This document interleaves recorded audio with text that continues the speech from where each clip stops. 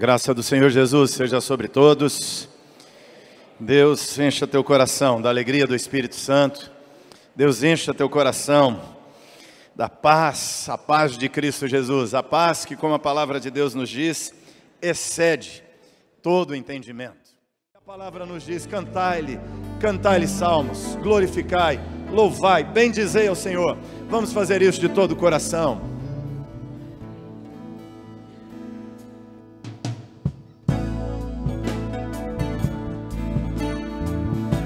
Cantar ao Senhor.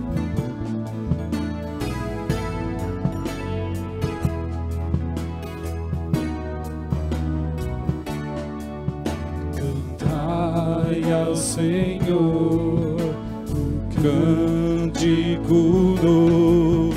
Cantai ao Senhor todas as terras. Cantai ao Senhor, bendizei o seu nome, proclamai a sua salvação, anunciai entre as nações as suas obras, entre todos os povos as suas maravilhas. Porque grande é o Senhor, muito digno de ser louvado, mais temível do que falsos deuses. Glória e majestade estão diante dele, força e formosura no seu santuário. Glória e majestade estão diante dele, força e formosura no seu santuário. Vamos no começo cantar ao Senhor com alegria, adorando a Deus. Cantai ao Senhor, bem forte, igreja. Cantai ao Senhor todas as terras. Cantai ao Senhor, bendizei o seu nome, proclamai a sua salvação, anunciai entre as nações a sua glória, entre todos os povos as suas maravilhas.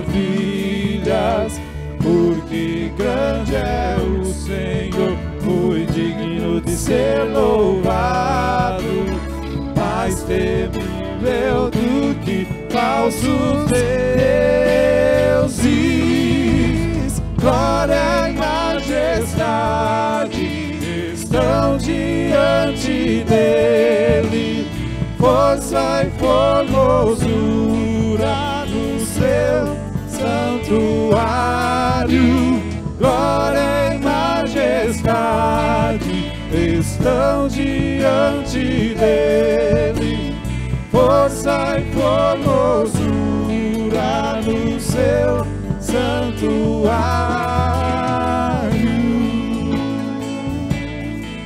Aleluia. O Senhor é formoso. Glória e majestade somente a ti, Senhor. Aleluia. Esse mesmo Deus, Deus tão bondoso e tão maravilhoso, aquele que sonda o seu e o meu interior, e Ele nos conhece por dentro, sabe tudo o que somos, tudo o que queremos. Esse é o Deus que nós servimos. Por isso eu quero convidá-lo a cantar essa canção. A Ele todo som.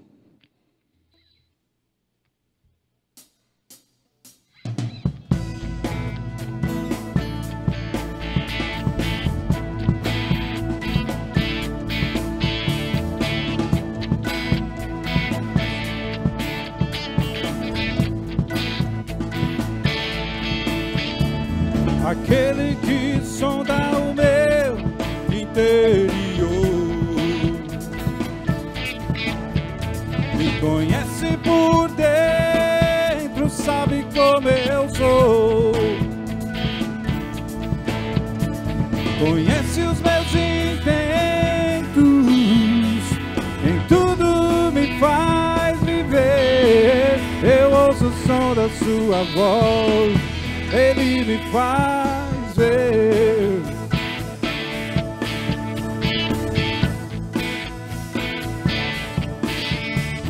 Aquele que sonda o meu interior, me conhece por dentro, tudo aquilo que eu sou, e nem o seu próprio filho poupou em meu favor. Eu não quero mais sair desse universo de amor. A Ele todo som, a Ele todo som de todos nós, a Ele todo tom e toda voz cantem glória.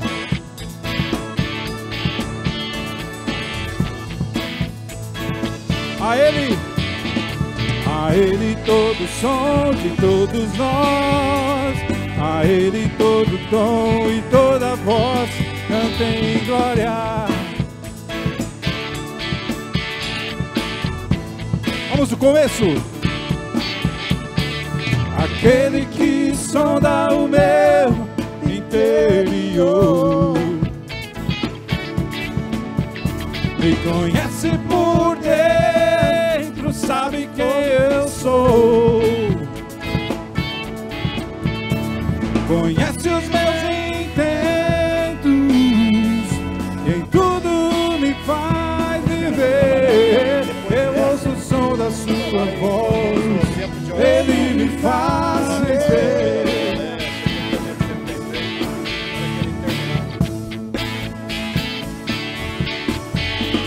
Aquele que sonda o meu interior,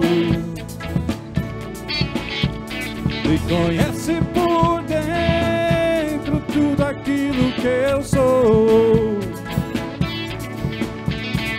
e nem o seu próprio filho poupou em meu favor. Eu não quero mais sair desse universo de amor.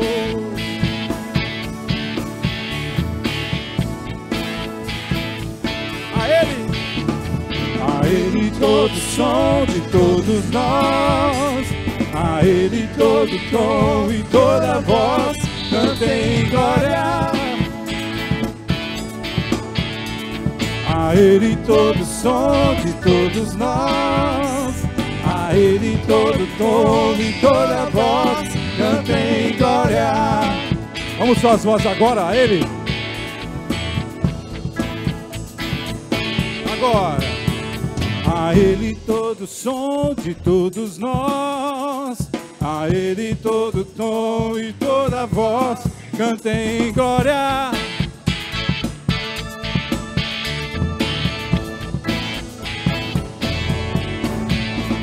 A Ele todo som de todos nós, a Ele todo tom e toda voz cantem glória. Cantem glória, cantem glória.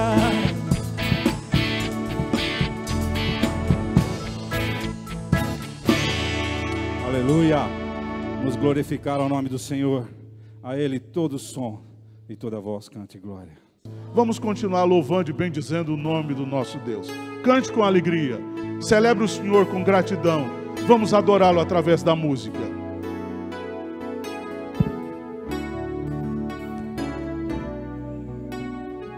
Seus milagres são, Senhor. Queremos dar-te glória. Enquanto cantamos esse cântico, você que trouxe a tua oferta, você pode sair do teu lugar e cultuar a Deus com a sua voz, com a sua oferta também. Exaltando-te, ó Deus, queremos dar-te glória e louvores. Levantemos nossas mãos exaltando-te, ó Deus. Grande é o Senhor, grandes seus milagres são, não há outro igual a ti. Não há outro igual a ti.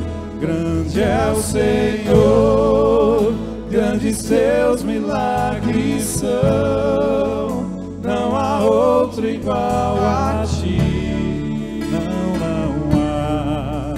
Não há outro igual a ti.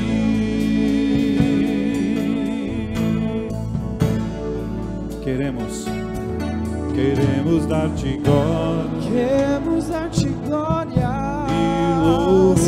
e louvor, levantamos nossas mãos, exaltando-te, ó Deus. Queremos dar-te glória, queremos dar-te glória e louvor, levantamos nossas mãos, exaltando-te, ó Deus. Grande é o Senhor, grande é o Senhor, milagres são, grandes seus milagres são.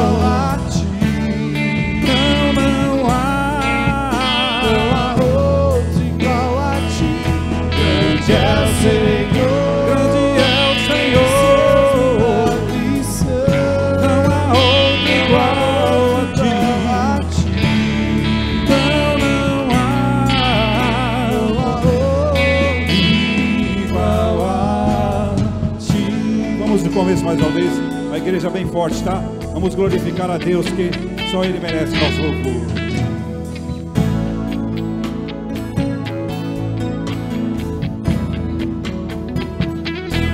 Queremos dar-te glória. Igreja bem forte. Te adoramos, Senhor. Só o Senhor é digno. Queremos dar-te glória.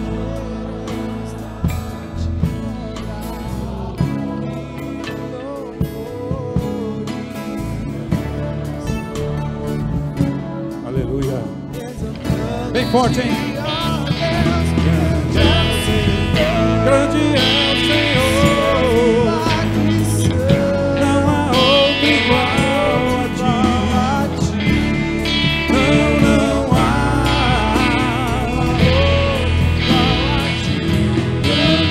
Senhor, grandes teus milagres são, não há outro igual a ti. Não há outro igual a ti. Bem forte agora, só voz. Grande é o Senhor, grandes seus, declara isso. Ó Senhor, nós estamos aqui para declarar ao Senhor que não há outro igual ao Senhor, em poder, em glória, em graça e amor. Nós cremos nos seus milagres na nossa vida. Tantas coisas o Senhor tem feito, Senhor. Mas mesmo que nós não enxerguemos nada, nós cremos que o Senhor é Deus. Aleluia. Nós estamos aqui, Senhor, não simplesmente pelo que o Senhor faz, fez ou fará por nós, mas estamos aqui pelo que o Senhor é. O Senhor é um Deus cheio de glória, o único Deus. O Senhor é um Deus cheio de poder, aquele que com a sua palavra apenas criou todas as coisas, e aquele que mantém todas as coisas sobre as suas mãos. Esse é o nosso Deus, é o único Deus, e nos tem tratado tão bondosamente como filhos, por causa do sacrifício de Jesus na cruz. Obrigado, Senhor. Obrigado porque estamos aqui em Teu nome, e para glorificar o Teu nome, somente o Teu nome. E em nome de Jesus que oramos e agradecemos. Amém. Amém. Irmãos queridos, o Verbo estava no mundo, O mundo foi feito por intermédio dele, mas o mundo não o conheceu. Veio para que era seu, mas os seus não o receberam. Mas a todos quantos o receberam, deu-lhes o poder de serem feitos filhos de Deus, a saber, aos que creem no seu nome, os quais não nasceram do sangue, nem da vontade da carne, nem da vontade do homem, mas de Deus. E o Verbo se fez carne e habitou entre nós, cheio de graça e de verdade, e vimos a sua glória, glória como do unigênito do Pai. Amém. Meus irmãos, o Evangelho de João é o mais conhecido e o mais amado livro da Bíblia, da literatura mundial e da história da humanidade. Nenhuma obra é mais publicada, traduzida e conhecida e divulgada e pregada e amada no mundo do que este livro. João é o pináculo da revelação divina. João é o pico do Everest da teologia bíblica. Se nós temos os três evangelistas, Mateus, Marcos e Lucas, escrevendo sobre as obras e os ensinamentos de Cristo, João dá o significado dessas obras. Quando João escreveu este evangelho, todos os apóstolos de Jesus já estavam mortos. E mortos pelo viés do martírio. Quando João escreveu este evangelho, Mateus, Marcos e Lucas já circulavam nas igrejas há mais de 30 anos. E João escreve este evangelho para defender o cristianismo de um ataque frontal que se iniciava no primeiro século, chamada de gnosticismo, que afirmava que a matéria é essencialmente má e o espírito é essencialmente bom, e com isso eles negavam três verdades centrais do cristianismo: negavam a criação, negavam a encarnação e negavam a ressurreição. João escreve este evangelho para provar que Jesus Cristo é Deus e ao mesmo tempo homem. E desta forma, João vai nos apresentar uma tese, a tese de que aquele que é Deus se fez carne, não deixando de ser Deus ao se fazer homem, e não deixando de ser homem ao retornar aos céus como Deus. E João vai abrir, portanto, as cortinas da eternidade para nos revelar quem é este, que é o nosso glorioso Redentor. E ele começa assim: no princípio era o Verbo. Vejam vocês que ele nos remete a Gênesis 1:1, no princípio criou Deus. Mas o verbo criar está no pretérito perfeito, mas no princípio era o verbo, este verbo está no pretérito imperfeito. O que significa isso? Céus e terra tiveram um começo, tiveram um princípio, mas o verbo, quando tudo foi criado, quando tudo teve um começo, ele já existia. Se ele preexiste ao começo, se ele já existia quando tudo começou, se ele não foi criado, Se ele não teve origem no princípio, se a existência dele precede ao começo, no princípio, então ele é eterno. E eternidade é um atributo exclusivo de Deus. Preciso dizer para você que este é um conceito que você e eu não entendemos bem. Há um livro de um pensador grego chamado Aristóteles, chamado As Categorias de Aristóteles, difícil de ler, necessário para a compreensão. E ele diz que você e eu só entendemos algumas categorias que fazem parte da nossa vida, de tempo, de espaço, de tamanho.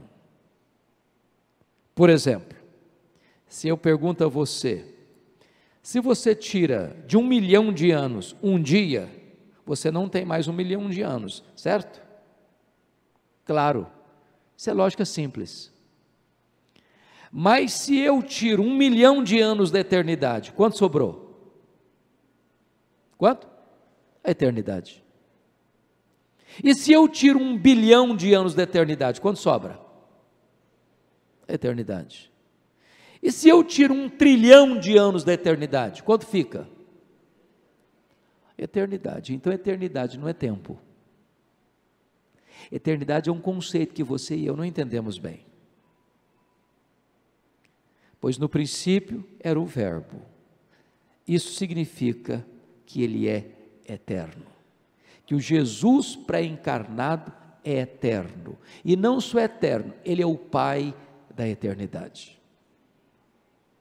E o texto prossegue e diz: e o Verbo estava com Deus. Essa expressão grega pros ton theon significa que estava face a face com Deus. Se Deus é uma pessoa, e ele é, e se o Verbo estava face a face com ele, logo o Verbo, o Logos, a palavra, o Jesus pré-encarnado não era um ser impessoal como pensavam os gregos. Ele era um ser pessoal,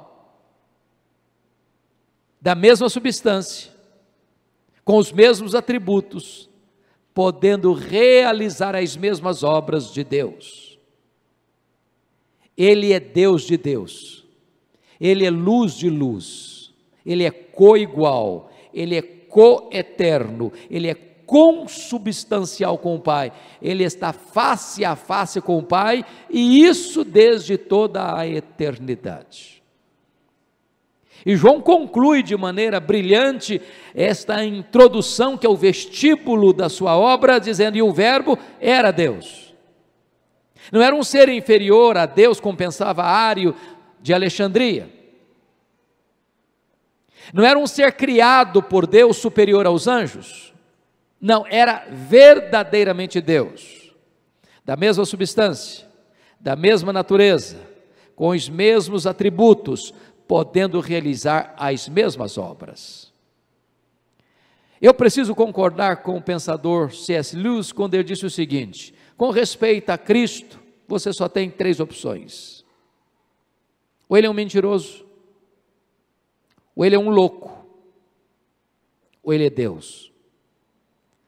Porque se ele não é quem ele disse ser, então é um mentiroso. Se ele não é quem ele pensou ser, então é louco. Mas se ele é quem ele disse ser, então ele é Deus. Pois ele mesmo disse: quem me vê a mim, vê o Pai. Eu e o Pai somos um. E o Verbo estava com Deus. No princípio era o Verbo, e o Verbo estava com Deus, e o Verbo era Deus.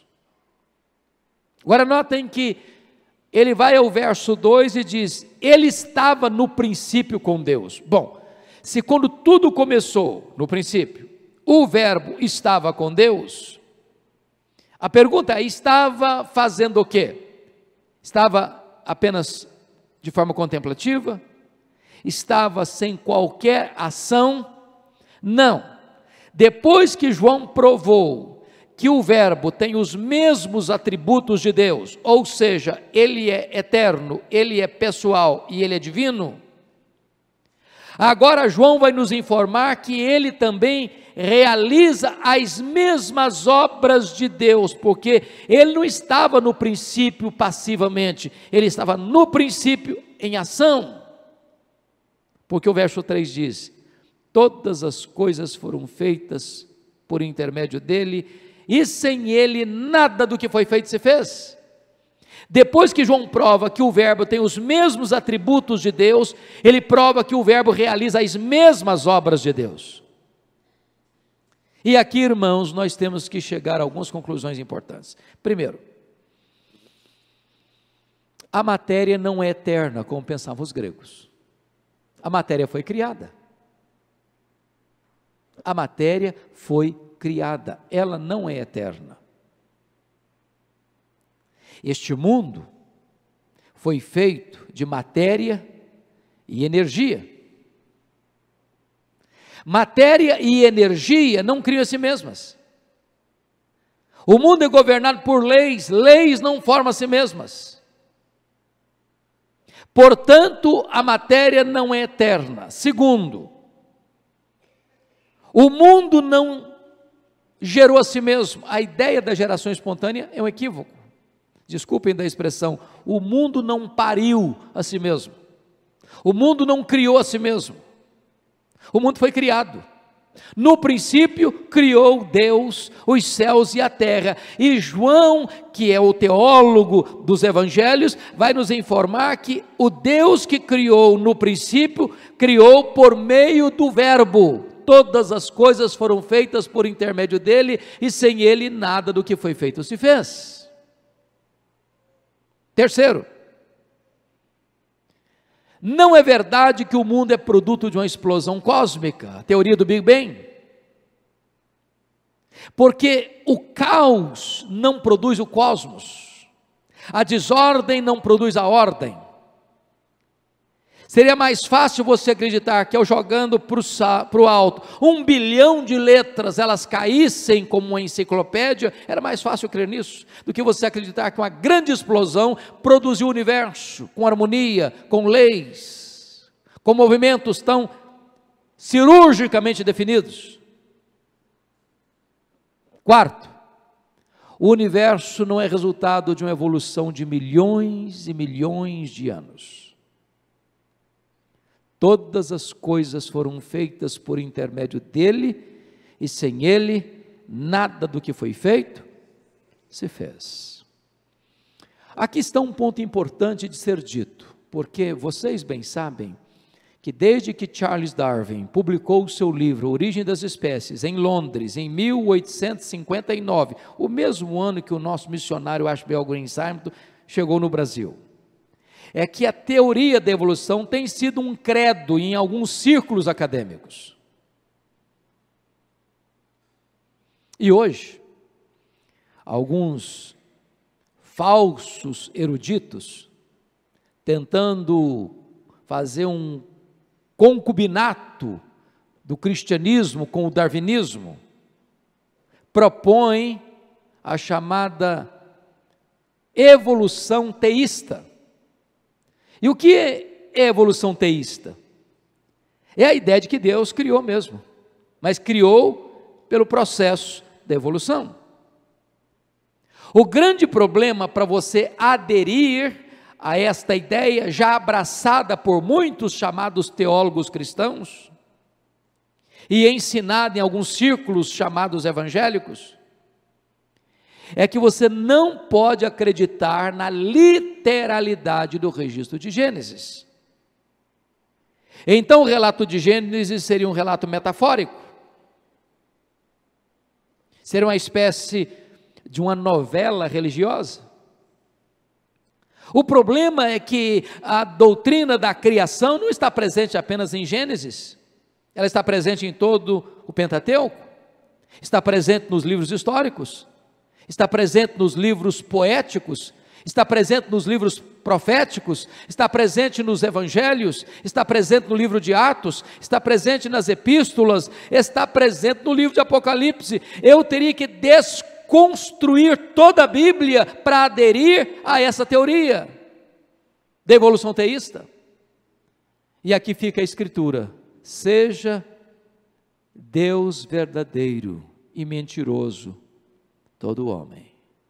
Permanecemos de pé, afirmando a verdade gloriosa: todas as coisas foram feitas por intermédio dele, e sem ele nada do que foi feito se fez. Quão grande, quão magnífico o nosso Redentor. Nas palavras do profeta Isaías, ele mediu as águas na concha da sua mão, ele pesou em balança de precisão o pó das montanhas, ele mediu os céus a palmos, ele espalhou as estrelas no firmamento, e por ser forte em força e grande em poder, quando a chama nenhuma delas vem a faltar. Este é o nosso glorioso Redentor. Até hoje, nós estamos boquiabertos, perplexos e pasmos diante da magnitude desta gigantesca criação, a ponto de se afirmar que o nosso universo tem mais de 93 bilhões de anos-luz de diâmetro.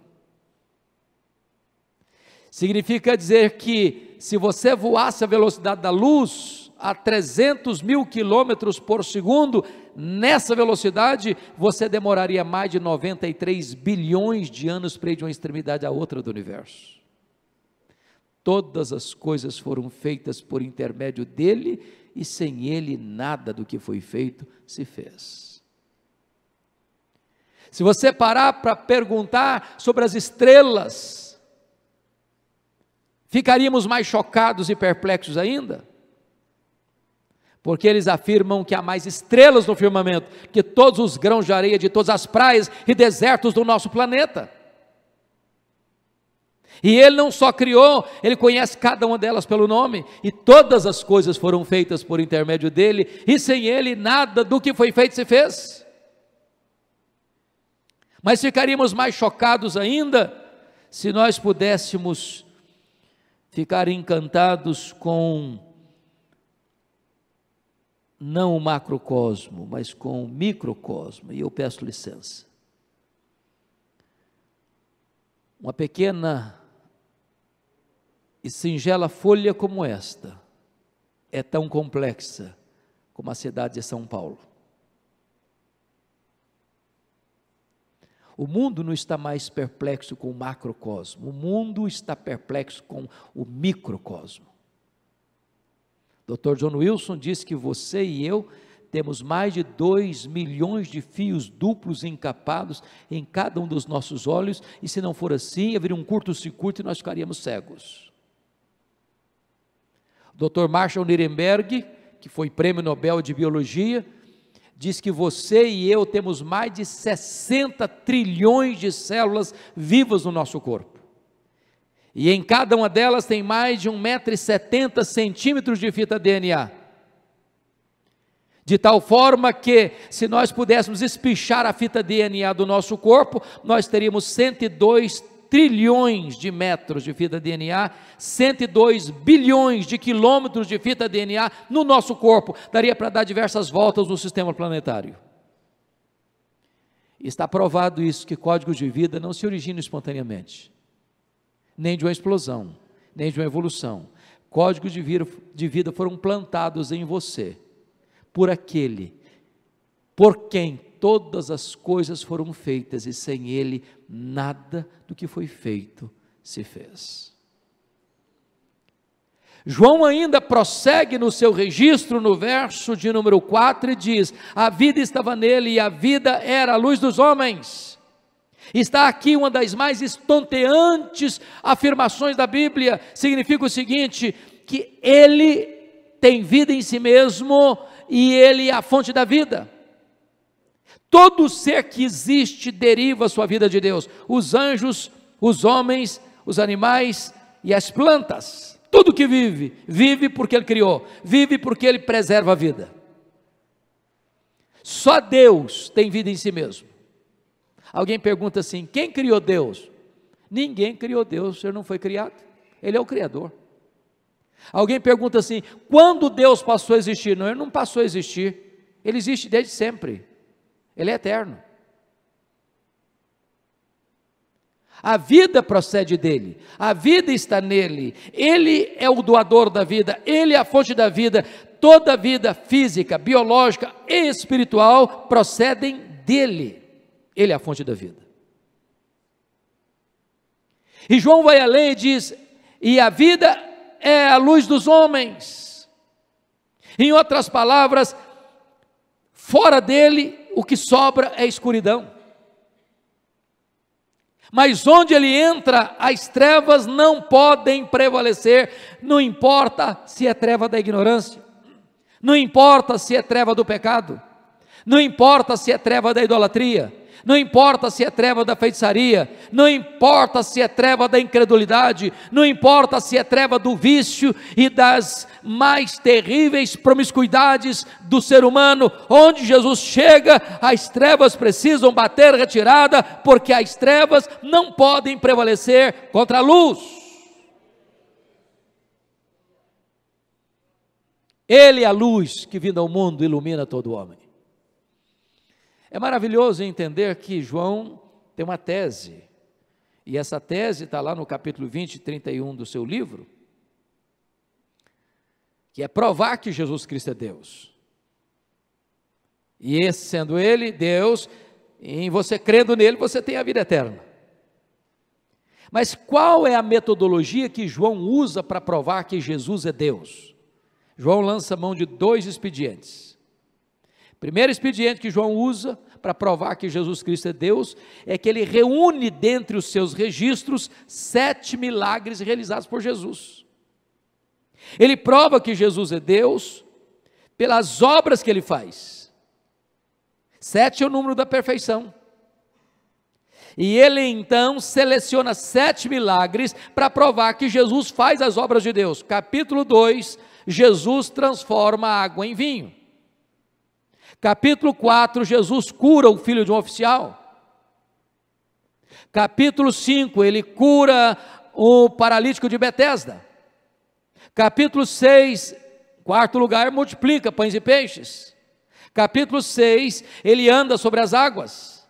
Capítulo 9, ele cura um cego de nascença. Capítulo 11, ele ressuscita Lázaro 4 dias depois de sepultado. 7 milagres para provar que ele realiza as mesmas obras de Deus, portanto ele é Deus. O segundo expediente que João usa para provar que Jesus é Deus, é que ele seleciona 7 afirmações de Jesus: eu sou.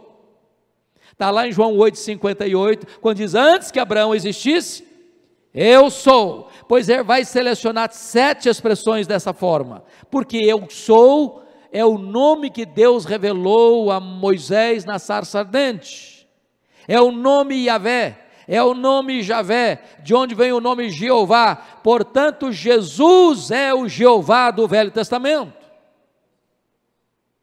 E ele começa em João 6,35, eu sou o pão da vida. Ele diz em João 8,12, eu sou a luz do mundo. Terceiro, ele diz em João 10,9, eu sou a porta, quem entrar por mim será salvo, entrará e sairá e achará pastagens.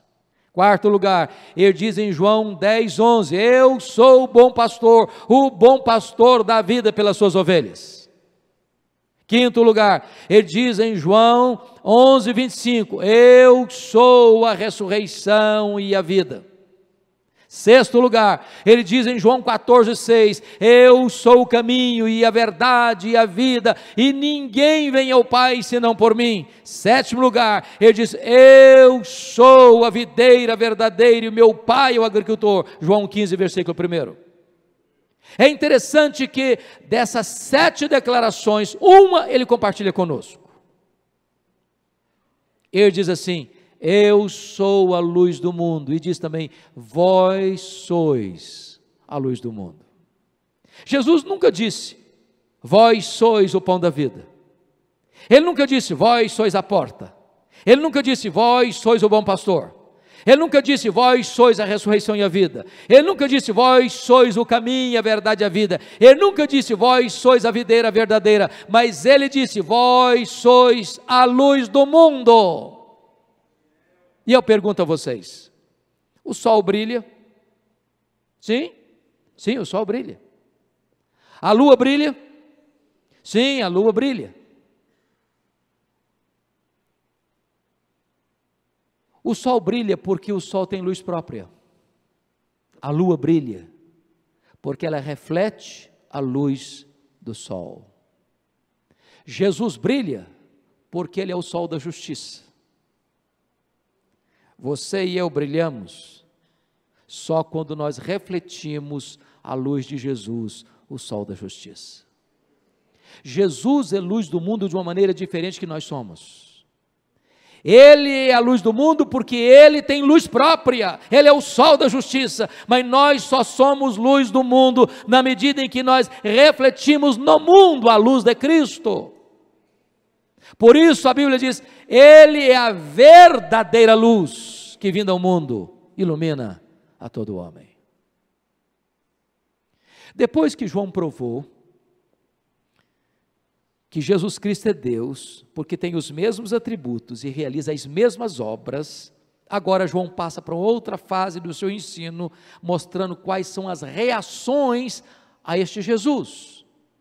E ele começa no verso 6, houve um homem enviado por Deus, cujo nome era João. Depois de 400 anos de silêncio profético, Deus rompe o silêncio. E Deus envia um homem, não a partir do palácio de Tibério César, nem a partir do palácio de Pôncio Pilatos, nem a partir do sinédrio judaico, mas um homem estranho, vestindo roupa estranha, se alimentando de um cardápio estranho, pregando num lugar estranho, e as multidões aos borbotões desabalam de Jerusalém, da Galileia, das aldeias, das vilas, das cidades, para ouvi-lo. Soldados, publicanos, pecadores, fariseus, escribas. Mas a Escritura nos afirma, prestem bem atenção, este veio como testemunha, para que testificasse a respeito da luz, a fim de todos virem a crer por intermédio dele. Ele não era luz, mas veio para que testificasse da luz.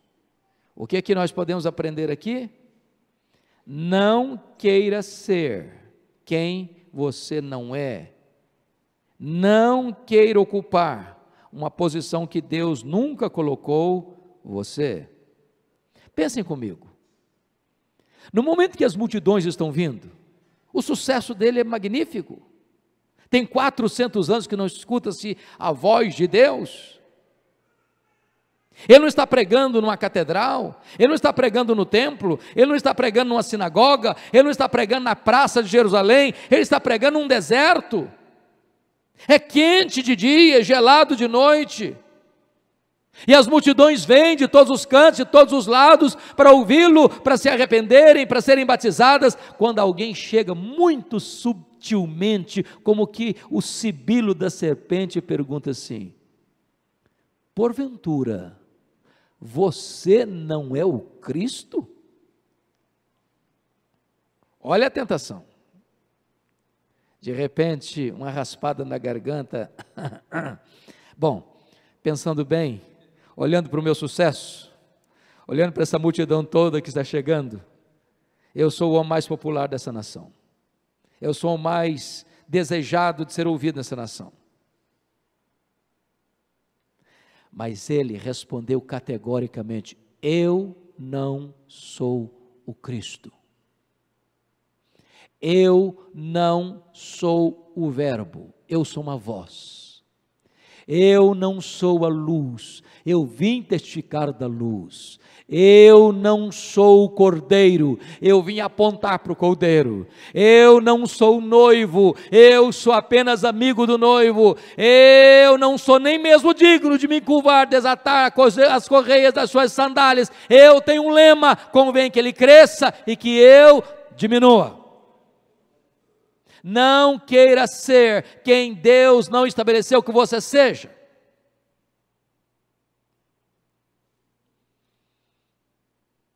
Quando chega o verso 10, ele ele está tão empolgado, parece que ele esqueceu alguma coisa do que disse antes e quer retornar. O Verbo estava no mundo. O mundo foi feito por intermédio dele, mas o mundo não o conheceu. Irmãos, é tão importante interpretar a Bíblia, sabem por quê? Porque notem comigo que nesse versículo 10 a palavra mundo aparece em 3 vezes. E cada vez que ela aparece, ela tem um significado diferente. Ele estava no mundo, mundo físico, geográfico. O mundo foi feito por intermédio dele, o mundo material. O mundo não o conheceu, o mundo das pessoas.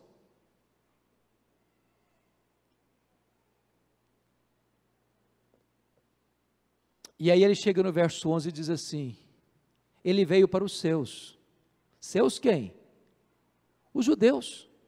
Ele procede dos judeus. E os seus não o receberam. Mas os seus não receberam por falta de evidência, mas por falta de olhos. Não por falta de luz, mas por falta de fé. Porque toda a história do Antigo Testamento foi uma preparação para a vinda do Verbo, do Messias, do Cristo, do Filho de Davi, do Jesus de Nazaré. Desde Gênesis 3,15 é que a promessa dele foi feita. Os patriarcas falaram dele, os profetas apontaram para ele. A Páscoa era um símbolo dele, o cordeiro imolado era um exemplo dele, um símbolo dele, um tipo dele. O tabernáculo apontava para ele, a arca da aliança apontava para ele, o vaso de maná falava dele, a vara de Arão que floresceu falava dele, as tábuas da lei falavam dele, as festas de Israel falavam dele, os sacrifícios no templo falavam dele, o templo apontava para ele, tudo que acontecia, as festas religiosas apontavam para ele, tudo era sombra e ele era substância. Ele chegou, a sombra acabou, a realidade está presente. Deixa eu dizer uma coisa para vocês. Vocês são testemunhas disso. Alguns setores da igreja evangélica brasileira estão de malas prontas de volta para o judaísmo. A igreja evangélica brasileira está se judaizando, achando que é um avanço, achando que a quintessência do avanço espiritual é dar marcha ré, é voltar para a sombra, é retroceder. Não, a realidade já chegou, não volta mais para a sombra não, acabou, o judaísmo se consuma em Cristo, não dá para voltar mais. Essa era a grande tentação que os hebreus estavam enfrentando quando o autor aos hebreus escreveu sua carta. Eles estavam voltando para o judaísmo e abandonando o cristianismo. Prestem bem atenção, o Verbo chegou, o Cristo nasceu, não volte mais para as sombras. E aí ele diz o seguinte, versículo 12, olha que adversativa maravilhosa, mas a todos quantos o receberam, deu-lhes o poder de serem feitos filhos de Deus, a saber, dos que creem no seu nome. E aqui algumas coisas precisam ser esclarecidas. Primeiro, logo, nem todos são filhos de Deus. Ninguém é filho de Deus porque nasce num país cristão. Ninguém é filho de Deus porque nasce numa família cristã. Ninguém é filho de Deus porque nasce numa igreja cristã. Você não é filho de Deus porque é presbiteriano. Você não é filho de Deus porque é batista. Você não é filho de Deus porque é assembleiano. Você não é filho de Deus porque é metodista. Você não é filho de Deus porque é luterano. Você não é filho de Deus porque é reformado. Você não é filho de Deus porque é pentecostal. Você não é filho de Deus por participar de qualquer denominação religiosa. Ninguém é naturalmente filho de Deus. Ninguém compra esse título por dinheiro. Ninguém merece esse título porque tem sangue azul. Mas a todos quantos o receberam. Todos quantos? Todos quem?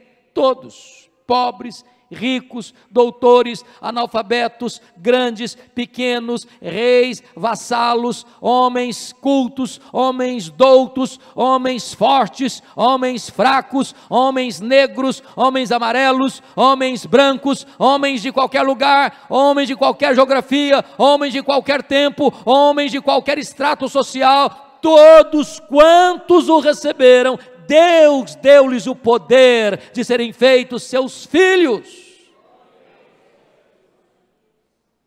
Qual é a única condição? A saber, os que creem no seu nome. Então você pode ser batizado, você pode ser presbiteriano, você pode ser calvinista, você pode ser pentecostal, você pode ser arminiano, você pode ser católico, você pode ser o que quiser.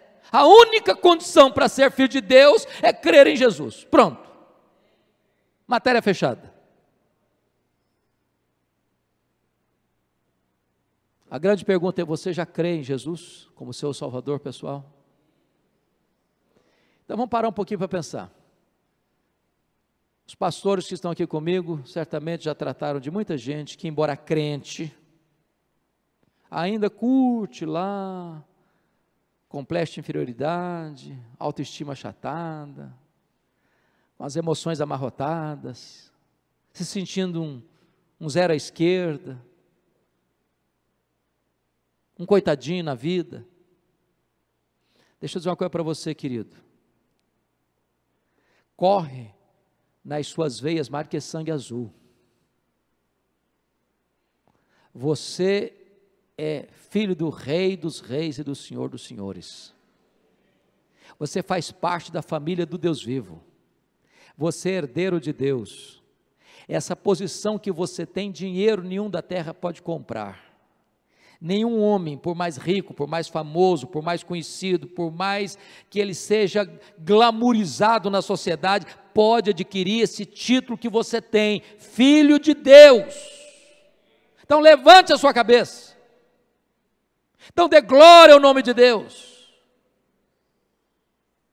E para que você não tenha dúvidas de como isso acontece, João faz questão de explicar no verso 13. A saber, não vamos confundir isso, a saber, e a saber o quê? Os quais não nasceram do sangue. Sabe o que significa isso? Ser filho de Deus não vem por hereditariedade. Se filho de peixe é peixinho, filho de crente não é crentinho. Ninguém nasce filho de Deus. Para ser filho de Deus tem que nascer de novo. Tem que nascer da água e do Espírito. Tem que nascer de cima. Tem que nascer de Deus. Ah, mas o meu pai é muito espiritual. A minha mãe é uma mulher de oração. É uma bênção ter um pai espiritual, uma mãe de oração, mas não dá direito a você de ser filho de Deus. Você precisa nascer de novo. Os quais não nasceram da vontade da carne. Ninguém pode chegar a dizer: eu decreto ou declaro que a partir de hoje eu sou filho de Deus. Não, você não tem essa capacidade. Você não tem essa competência. Você não pode se autodenominar filho de Deus. Nem da vontade do homem. Eu não posso dizer, seja filho de Deus. Eles não podem dizer, seja filho de Deus. Nenhum ser humano tem poder, nenhuma igreja tem poder, nenhum concílio eclesiástico tem esse poder, ninguém na terra tem esse poder, seja filho de Deus. Só Deus pode dar a você esse direito, se você crer no seu Filho, Jesus Cristo. É tão simples assim, é tão profundo assim, é tão glorioso assim. E João conclui esta introdução do seu evangelho fazendo uma declaração estonteante para nós, quando ele diz assim: e o verbo se fez carne, e habitou entre nós, cheio de graça e de verdade, e vimos a sua glória, glória como do unigênito do Pai. Que verbo que se fez carne? Que verbo? O verbo eterno, o verbo pessoal, o verbo divino, o verbo criador, o verbo que tem vida em si mesmo, o verbo que dá vida, o verbo que é a luz dos homens. Mas pensem comigo, se Ele é Deus, Ele tem os atributos de Deus, e eu chamo a sua atenção para nós relembrarmos os atributos que só Deus tem. Ele é autoexistente, tem vida em si mesmo, Ele é eterno, Ele é imenso, Ele é infinito, Ele é imutável, Ele é onipotente, Ele é onipresente, Ele é onisciente, Ele é transcendente. O que significa isso? Significa que Ele é maior do que tudo quanto Ele criou. Não há um centímetro deste vasto universo, que hoje sabemos ser tão grande que nós demoraríamos mais de 93 bilhões de anos voando à velocidade da luz para ir de uma extremidade à outra. Ele é maior que isso. Não há um centímetro desse universo onde Jesus não esteja e onde eu não diga: isso aqui é meu, fui eu quem criei, aqui eu sou Senhor. Agora, aquele que nem os céus dos céus pode contê-lo, diz a Bíblia que Ele esvaziou-se a si mesmo, e Ele se esvaziou, e Ele se esvaziou, e Ele se esvaziou, e Ele se esvaziou, e Ele se esvaziou a ponto de se tornar um zigoto, um embrião, um feto, um bebê, que nasceu de uma virgem, foi colocado num coxo de animal, uma manjedoura, enfaixado em panos, e cresceu em sabedoria, estatura e graça diante dos homens, diante de Deus e dos homens.